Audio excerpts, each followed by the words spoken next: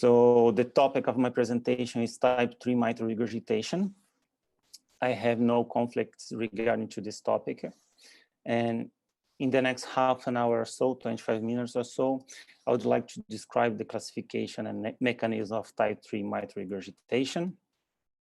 Discuss a systematical approach for the intraoperative assessment of mitral regurgitation. Also discuss a little bit of some morphological changes related to chronic mitral regurgitation, and also discuss and apply the last ASC 2017 guidelines in order to quantify the mitral regurgitation, type 3 mitral regurgitation.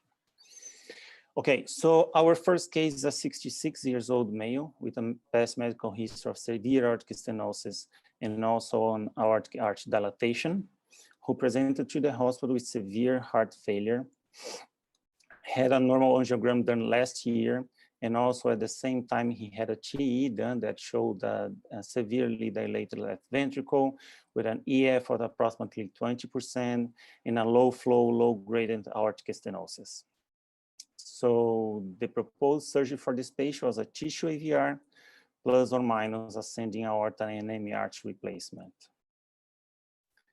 So our intraoperative TE assessment showed indeed that the patient had a really bad aortic stenosis. As you can see here, using the X-plane or the biplane view, we can see the aortic valve is pretty calcified with really poor opening.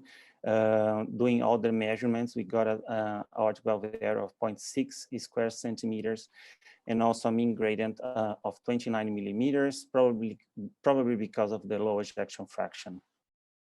So when we start doing our left ventricle assessment, so we also saw the right ventricle was pretty normal in size and normally in function as well, but the left ventricle was dilated, pretty dilated actually, with a really poor ejection fraction. Here we can see in the 4-chamber view and also in the transgastric view, the mid-pap transgastric view, how dilated the LV is and how poor the LV function also is. When you keep moving our assessment and you keep moving the multiplane angle, we can rotate the angle to evaluate all the walls. We go to the 2-chamber view and also to the long axis view where you get the same diagnosis. And also when you look the mitral valve in the long axis view, we can see the mitral valve, although looks normal, the leaflets look normal, the function of the mitral valve doesn't look normal. So you can see the mitral valve looks a little bit restricted. The leaflets look a little bit fatter with poor leaflets coaptation line.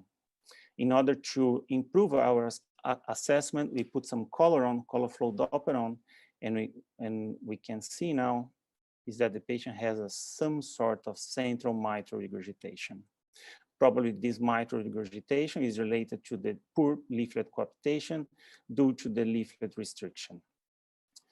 So, according to Carpentier classification of mitral regurgitation, we have 3 different types of mitral regurgitation. We have type 1 with the normal leaflet motion, type 2, with the excessive leaflet motion, and type 3 with the restricted leaflet motion. Type 3 you can divide in type 3A and type 3B. Type 3A is the one that we have that the valve itself is diseased, which is going to be the second case that I'm presenting today. And type 3B is the one that we have the normal leaflets itself, but something else is going on with the ventricle, probably some sort of remodeling, when we have all the subvalvular apparatus being like pulled into the ventricle, and the leaflet coaptation gets a little bit better, and that's the reason why the patient starts to have a mitral regurgitation. This is the case that I'm presenting now. The patient has a really big ventricle, dilated ventricle, and that's the reason why the patient he's presenting with mitral regurgitation. Following the 2017 ASC guidelines, we should do integrative approach with all the different parameters in order to get a good assessment of the mitral regurgitation. We should use like a morphological assessment. We should look at the valve, see how the leaflets are working, if there is some pathologies in the leaflets itself, or it's something related to the mitral valve apparatus, which is in this case was the reason why. So we can see here the leaflets are really restricted in motion, especially the posterior leaflet.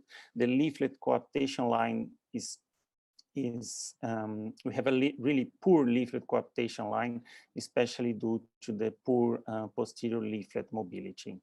We can also evaluate the LV size and also the LA size, which are indirect signs of mitral regurgitation.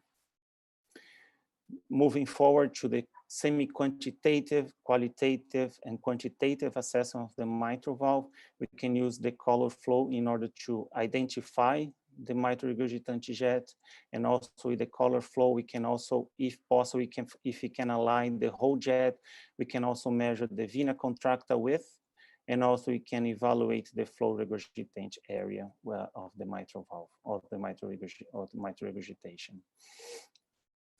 We can also use like I said, the vena contracta width, which is pretty much the true orifice of the mitral regurgitant lesion.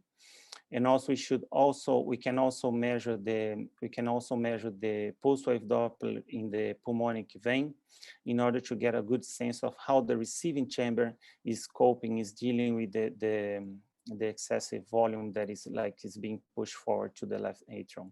So when you have a systolic flow reversal in the pulmonary vein, is really specific for severe mitral regurgitation in about 85% of the cases. So when you move to the quantitative approach, we can use the PISA method to measure the EROA and also measure the regurgitant volume and regurgitant fraction in order to get a better sense of how bad or how bad is the severity of the mitral regurgitation.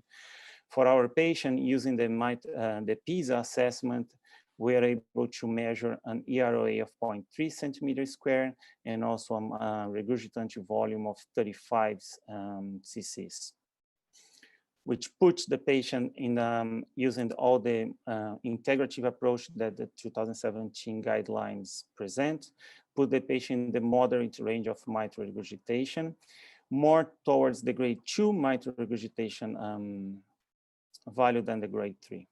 So if we put all the parameters that I just said, we can, like I'm showing you, the patient had a dilated LV size, dilated LA size. He had a vena contracta width of 0.4. He had systolic blunting of the pulmonary vein flow. He had an IERA of 0.3 and a regurgitant volume of 34 cc's. So the patient ended up getting a biobento. He had also an ascending ME artery reconstruction, and what they found was the aortic valve was bicuspid with left and right fusion. So here is the patient coming off bypass on a lot of inotropic support. You see now the new valve in place. You can see the mitral valve leaflets are opening and closing a little bit better. The patient is hyperdynamic at this point, coming off bypass on 10 mics of DOB. With still a little bit of mitral regurgitation. And the follow-up echo on this patient 2 weeks after the surgery showed a marginal improvement in the LV function. It was 10 or 15% before, now was 25% with no paravalvular regurgitation and tracing mitral regurgitation and normal RV function. So this was to illustrate a type 3B Carpentier classification of mitral regurgitation. Type 3B is related to the valve itself is normal. What is happening is the LV for some reason is dilated. There is some remodeling that is like pulling back all the subvalvular apparatus, making the cause for the mitral regurgitation. Moving forward to our second case. Our second case is a 65-year-old female with a 148 centimeters height and 92 kilos, with a really complex history. She has a history of a chronic AFib, with a normal LV function, some sort of diastolic dysfunction. She also has a history of rheumatic mitral stenosis. The mitral stenosis was assessed a few years before, but because of the patient's severe obesity, they declined the surgery on this lady. Also a history of a CKD and hypothyroidism. At this time, she presented to the hospital with an exacerbation of heart failure, rapid AFib that needs some assessment, that needs some sort of treatment now.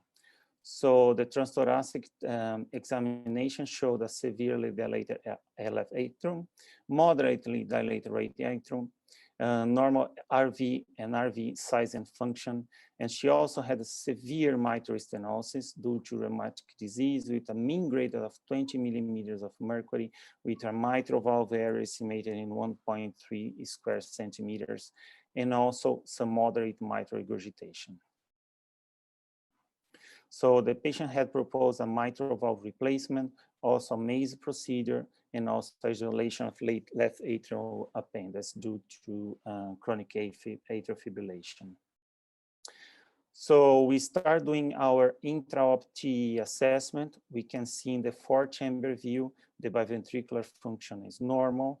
We can appreciate the size of the left ventricle, which was really big. We can also see the right atrium was also enlarged. And we cannot appreciate in the 4-chamber view, at least in this picture, the mitral valve like the way you should access it. We also can see the transgastric, the mid-pub transgastric view. We can see the normal biventricular function.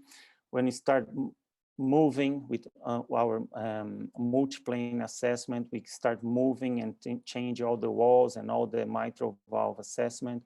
We can appreciate the size of the left atrium. And especially on the long axis view, we can see some features related to the mitral stenosis due to rheumatic mitral valve disease, due to rheumatic disease. We can see both leaflets are really thickened. The mobility of both leaflets are really restricted, but especially the posterior leaflet is not moving. The anterior leaflet has some sort of appearance of a hockey stick appearance in the diastolic frame. So this is pretty specific for rheumatic mitral valve disease. When you go to the 3D assessment of the mitral valve using the zoom module and looking from the atrial perspective, we can see the mitral valve in the center of the screen. We can see the aortic valve on the top of the screen at 12 hours, and you can see the poor opening and the poor opening of both leaflets really, due to the rheumatic disease. Talking a little bit about zoom mode that we are using to get this picture is a really good modality for real-time 3D and also multi-bit acquisition. It allows us to, enables us to focus on a specific 3D image and a specific volume. It's really good for evaluating valve and specific areas of the heart, especially valve and interatrial septum procedures.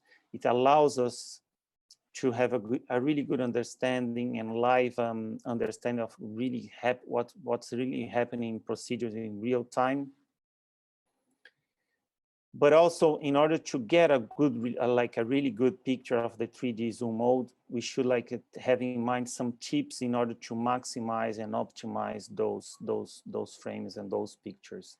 So in order to maximize the frame rate, in order to maximize the temporal resolution, we should also focusing our assessment in one specific structure. Before that, we should have a really good assessment of the 2D picture. We should get a really good 2D picture of the structure that we are trying to image. There is no way you can have a really good 3D picture without a good 2D picture and assessment. After we get the 2D picture and we do the assessment, we should change the focus to the structure of interest, and also trying to get the region of interest, or region of the area that we are trying to imagine, the smaller as possible, in order to get the best frame rate. And also, in order to make the temporal resolution better and sometimes the spatial resolution better, we can change from the live 3D mode to the multi-bit acquisition. So this is going to improve also our temporal and spatial resolution.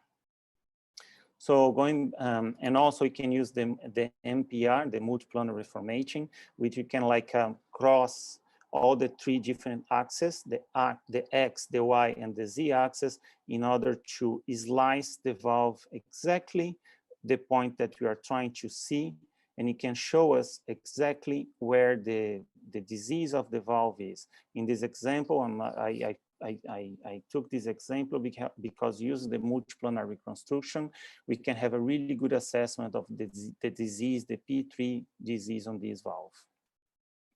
Going back to our patient, continuing with the mitral valve assessment, put some color on the mitral valve. You can see there is a really good, like a really severity mitral stenosis on this patient. We can see the flow acceleration in diastole. But also when you get a good frame, we can see also there is some sort of mitral regurgitation. This patient has a mixed valve lesion. She has a really bad actually mitral stenosis and also some sort of mitral regurgitation. In order to quantify this mitral regurgitation, first, before that, this patient, because of the mitral stenosis, the mitral valve is restricted due to like thickening, due to rheumatic calcification. This patient is a type 3A Carpentier classification. The first example that I gave was a type 3B classification, which was related to LV dilatation, do some remodeling. And this patient has a type 3A mitral regurgitation due to restricted mobility of the leaflets due to the thickening caused by the rheumatic disease. Using the 2017 severity assessment guidelines, we should like try to integrate all the information that we get with the TE assessment. So for this patient, we have a really thick and immobile mitral valve leaflets. We also have a really big, really dilated left atrium. Using the quantitative, semi-quantitative, and qualitative assessment of the mitral valve, we can see we are able to get a vena contracta in this patient of 0.5 centimeters. Calculating the EROA and by PISA method, we had a really good assessment of the PISA radio. We are able to get a regurgitant volume of 34 cc's, 34 millimeters, which would put this patient in the same range as the patient before, in the moderate range of mitral regurgitation. She had like a pretty bad disease in the mitral leaflets, pretty restricted leaflet mobility. She had a really big left atrium. She had a variable color jet area. She also had a 0.4, 0.5 vena contracta width with an EROA of 0.3 and a regurgitant volume of 34 cc's. So this patient ended up getting a tissue valve. She also had a MACE procedure and also pulmonary vein isolation. She came off bypass on some support. So this is the long axis view of the mitral valve post replacement. She had a tissue mitral valve. The mitral valve, the prosthesis looks fine. Both leaflets are opening and closing well. We don't see any degree of mitral regurgitation anymore. When you calculate the gradient across this valve was below 5 millimeters of mercury. And when he did the 3D assessment of the mitral valve, looking from the left atrium side, we could see the mitral valve in on-FOSS view, opening and closing wells, the leaflets opening and closing wells. And I would like to end this presentation with a few key points. First of all, we should do an integrate approach of all the different parameters in order to have a more accurate assessment of mitral regurgitation severity. There is no single Doppler or single 2D modality that is precise enough to quantify the severity of mitral regurgitation in individual patients. So we should always try to get some quantitative assessment of mitral regurgitation severity, especially when the diagnosis of a mild or severe mitral regurgitation is not that clear. And we also should have in mind that when we are using colorful Doppler, we are going to discuss this in the afternoon with on the questions. We should always have in mind that using colorful Doppler for mitral valve assessment can be very